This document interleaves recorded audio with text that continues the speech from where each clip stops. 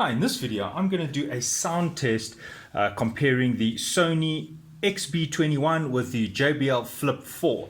I feel these two are quite well matched, so let's go ahead and compare them. Okay, just before we get started, I just want to show you the physical difference in terms of dimensions. This is just less than 18 centimeters, 17.5 on the fatter side because it does taper in, while the Sony is a bit longer and that one is just under 20, 19.5 centimeters, but the JBL is a little bit more cylindrical, while the Sony, as you can see, it's almost got like a flat side, while the JBL is almost a complete cylinder. So you can see the JBL is a bit higher, which makes up for a bit of lost size in terms of the length.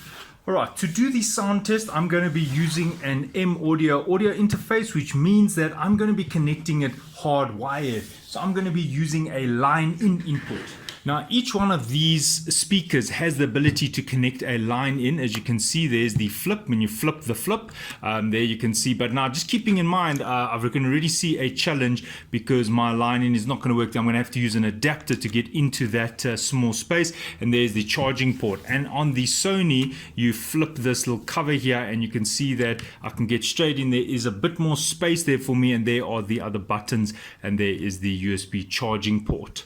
Right, I prefer to use the audio interface because I can control the sound better. I'm not going to put any graphic equalization through, so it's going to be a flat response from my computer through the audio interface, coming out left and right, which would normally go into a high fidelity amp. So that's kind of the same setup. So each one of these will be tested and I'll compare them and I'll let you know. I have been using this JBL Flip for some time, so I can say that I can justify my review. I have the Sony I've just recently got, and I've only recently started listening to them, and I realized that these two are quite well matched. So that's why I'm doing this test. All right, I'm going to do three different genres. I'm going to do female vocals, and I'm going to do some house music, and then I'll do some heavy metal.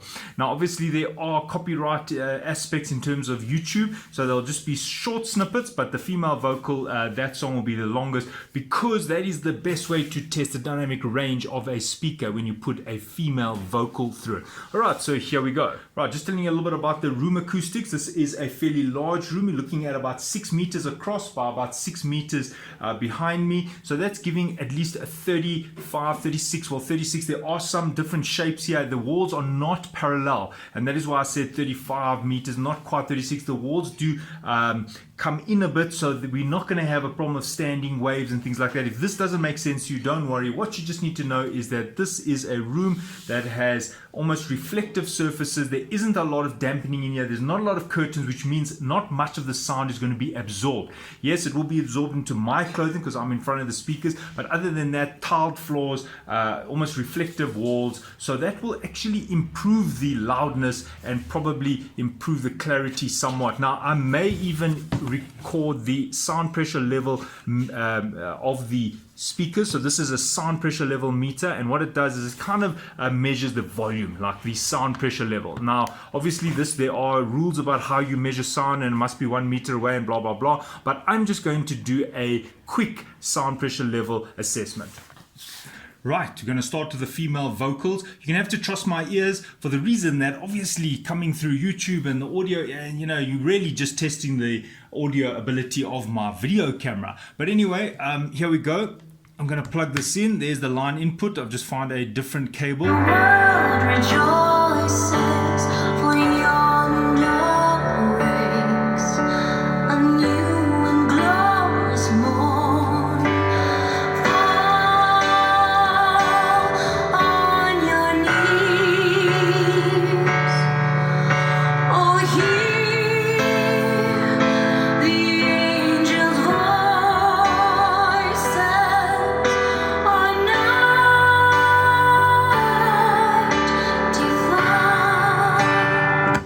Okay, so just to tell you a little about the sound setup, that's at maximum volume. I have this on maximum bass, so I've already tested the level of this. The speaker cannot go any louder. Right, now I'll put it into the JBL Flip. Both of these have been charged. You can see fully charged.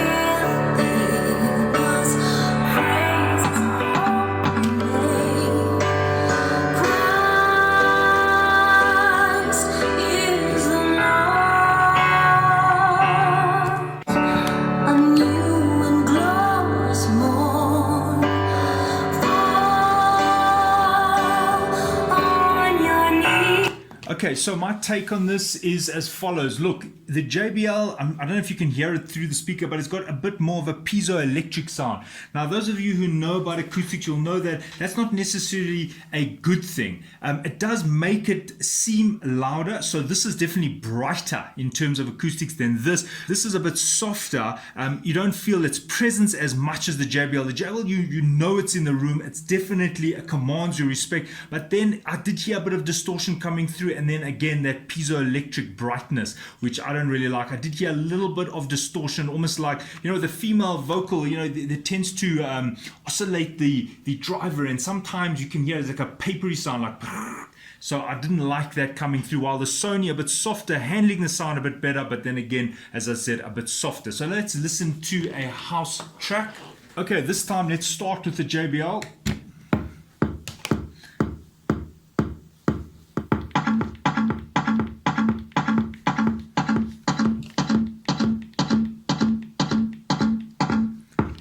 Okay, so that's quite funny. This is the sound it makes when it's at full. So, you know, I'm making my own music here. But anyway, the point I'm trying to just show you is that they are both at full volume.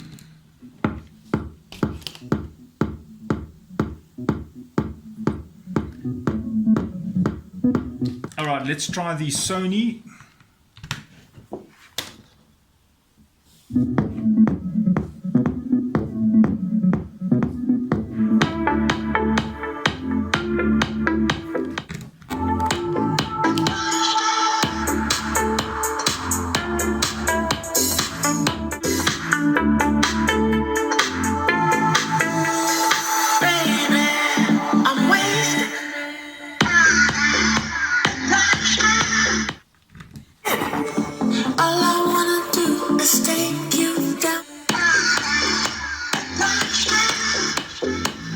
Okay, going to put on a bit of heavy metal. This is Candlemass. Let's hear what it does.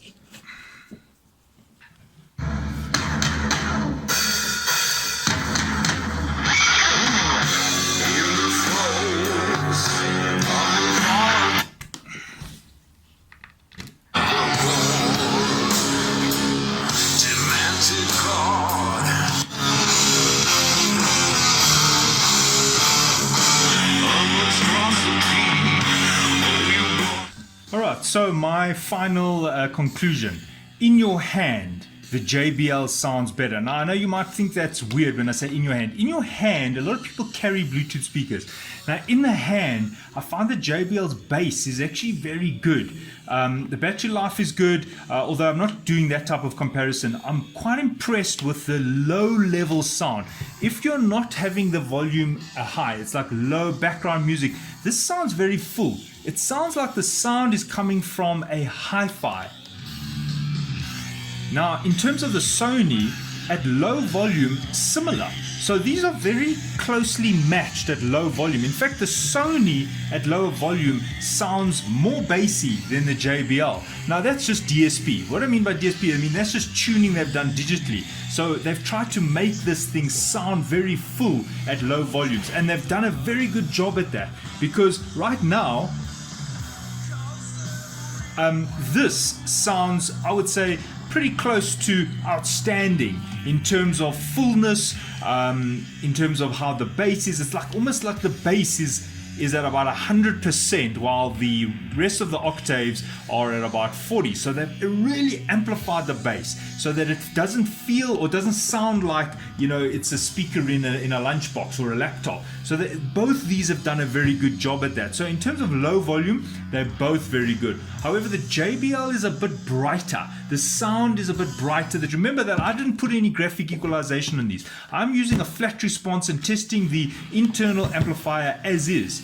So when I listen to the JBL, immediately you can hear they've pumped up the final octave like maybe 14 kilohertz and above. It's a bit brighter than the Sony. So the Sony is more of a warm, more of a deeper sound, while the JBL is more of a, you know, like when you say dynamic bass, or you put the loudness on. In the old days we called it loudness. What the graphic equalizer would automatically do is pump up the bass, pump up the treble, but pull the mid down a bit. So it gets a very high treble, high bass, low mid. It's I don't know how to describe it, but anyway, I hope that was clear enough.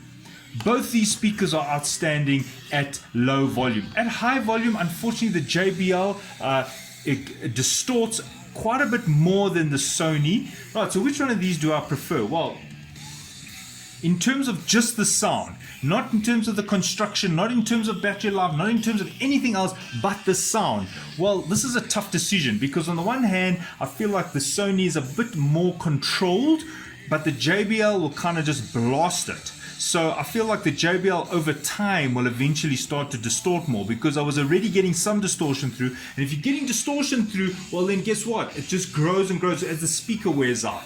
So that's for me a downfall of the JBL. But keeping in mind that when the JBL was playing, it was very much in the room. You had to respect its presence, while the Sony was a little bit more laid back. So for me, this is a very tough call. I don't know if I could make a decision on this, and I'm not the person who does reviews and is indecisive and not clear. This one is a very difficult one. If you watch my other videos, you'll see I'm pretty clear. This is good or this is bad. This one is a tough call. So good luck to you. Either of these are good speakers, and I think you're safe with either of these in terms of sound tests. Thanks for watching. Cheers.